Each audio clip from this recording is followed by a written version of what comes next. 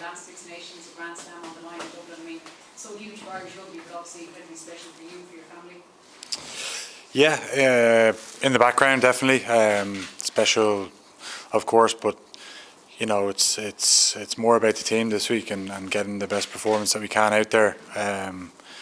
You know, I'd never be able to live with yourself if you don't turn up and play well. Like, so that's the focus. You know, you take the emotion out of it. It's going to be emotional anyway. You know, you play in England at home and with something on the line. So it's what you've always wanted to do. You want where you want it to be, and yeah, like it's not the last game with this team. I certainly hope not.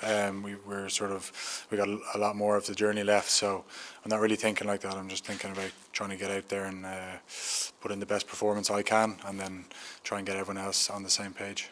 Will it be hard to keep the emotions in check, or what would it mean to you to be at the winning end of things on Saturday evening?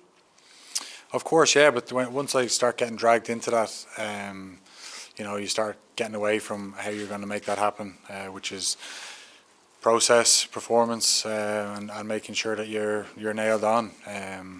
So yeah, I'm trying to get away from it as much as I can. I knew the questions were going to come, but yeah, look, I suppose I have got a bit more emotional the further I've gone on, definitely. So it'll be trying to hold that back, but use it as well, because it'll be a special.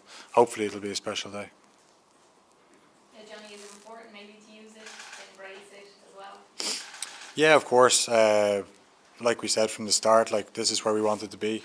There's no point in, you know, going in on ourselves now. Like we what's got us to this point has been, you know, good performances. Probably not where we wanted to be across, you know, all the games, but we're hoping that we can get our best performance out there of the campaign. That's what we certainly are trying to do. A lot of players, it's their first chance at a Grand Slam. There'll be probably naturally nerves there. Is it something that you talk about as a group or as a captain that you address with them? Yeah, we talk a lot, you know, together as a group, with Faz and the coaches about what mentality we need to have going into the game. You know, we do understand the challenge that's coming. Like England are a very, very good team. You know, last week they will admit they didn't show that, but we know that, you know, the team that's picked for us, we're kind of expecting some more experienced guys to come back and really shore them up. So it's going to be a really tough game, like it always is against England. You know, I'm sure they'll say they've got nothing to lose, and that's a dangerous opponent. So we need to make sure that we turn up and play really well.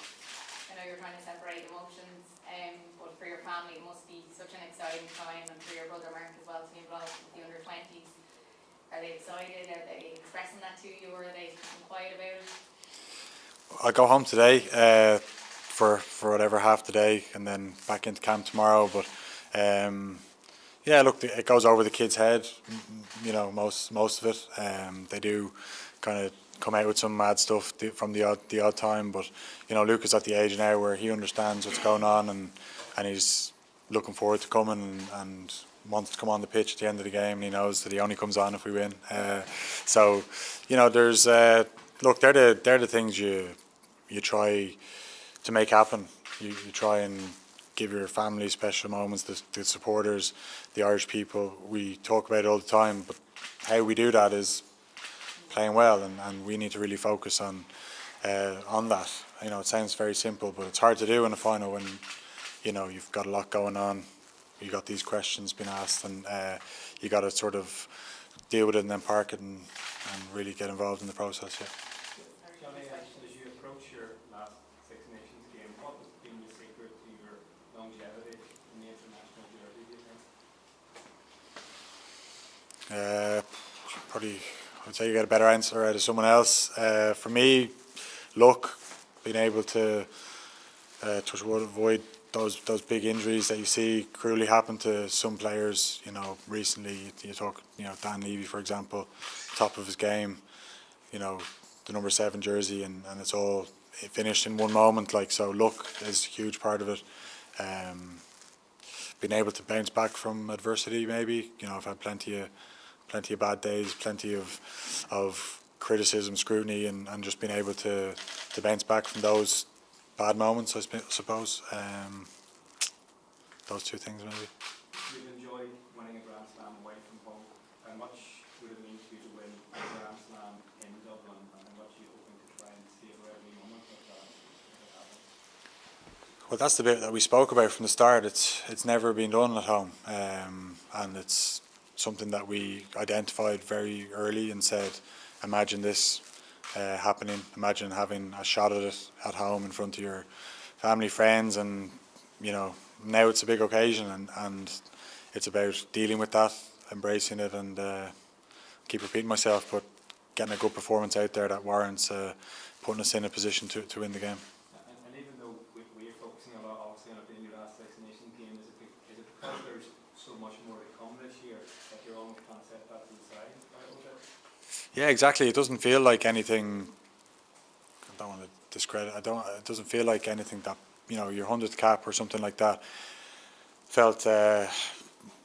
You do feel that sort of sense of occasion. This is like it's the last Six Nations game, but there's so much ahead. Please God, with if you stay, like I said, stay lucky and avoid injuries. That there's hopefully a World Cup ahead. Hopefully there's some knockout games with Leinster ahead in the Aviva. So yeah, it's not as I'm trying to get away from the fact that it's this big last thing. It's just a cup final, and that's all we're thinking about. Johnny, I think the last time maybe Ireland were going for a slam at home 2003. Were you at that match as a fan? Can you remember? It's 20 years ago.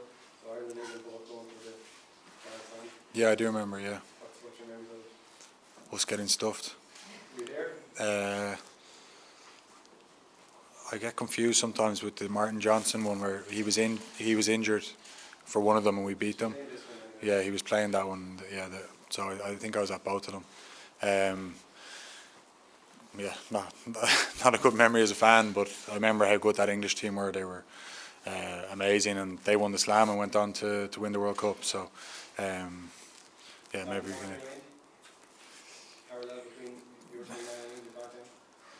Well, it would be certainly nice if we could win a Grand Slam. I'd take it now. I don't think it guarantees you anything going forward, but it shows that you can win on the big occasion and perform on the big occasion. Yeah.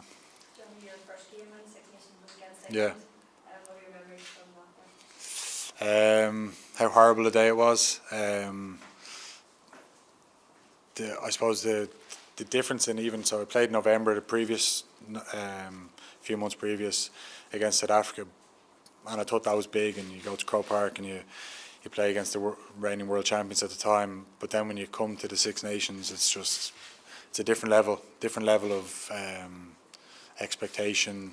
When you're coming in Twickenham, the amount of people on the side and just the build up to the game. I remember, and I remember a lot of the game. I remember it like it was yesterday. That's the scary part. It was 2010, I think. So it's it's mad how time has gone by so quick. But we got the win that day. I remember being a little bit disappointed after the game because I came off early I came off about 20 to go for Rog, I think, and I think we were losing at the time, so I wasn't too happy after the game. But then saw how happy someone like Paul O'Connell was, who'd never beaten England previous to that, I don't think, and in Twickenham he hadn't beaten them, so it was a huge result that day. Yeah.